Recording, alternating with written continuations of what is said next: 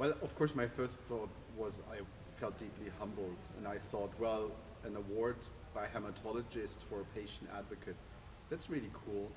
And the second thought, I thought, well, this shouldn't go to me, this should go to the community as a whole. It's probably not right that we receive the prize just as individuals, because in the end, everything we've done as advocates has been stuff the community did. Worldwide, a lot of engaged people. So I'm accepting this award on behalf of the community, not of myself, and in that I feel deeply humbled.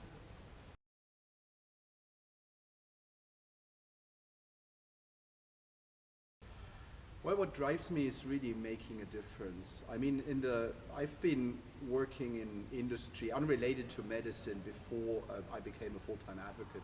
And at that time I did exciting projects, but I had the impression it doesn't make a difference to people's lives. And what really drives me now, that I can actually spend my energy on making a difference, trying to change the system, trying to advance research, trying to foster collaborations, and trying to really make a difference in every patient's life that is affected by CML and by other cancers. And that really drives me, and I think there's so much opportunity today to really make a difference within your own sphere of influence. That's what drives me day by day.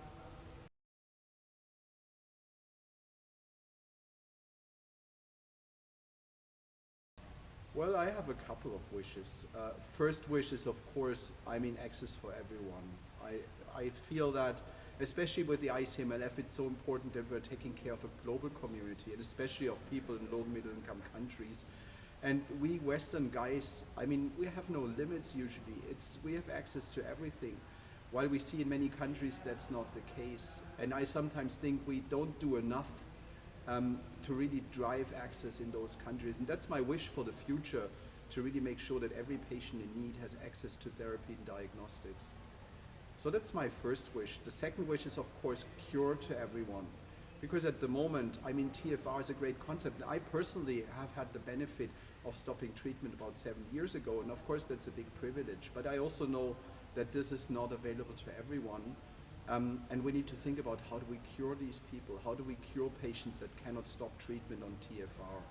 Well, that's the second thing. And my third wish for the future is actually quality of life, because those that cannot stop need to take therapies lifelong. And at the moment, we don't know enough about how people deal with that. What's the impact on real life, on day-to-day reality living with CML?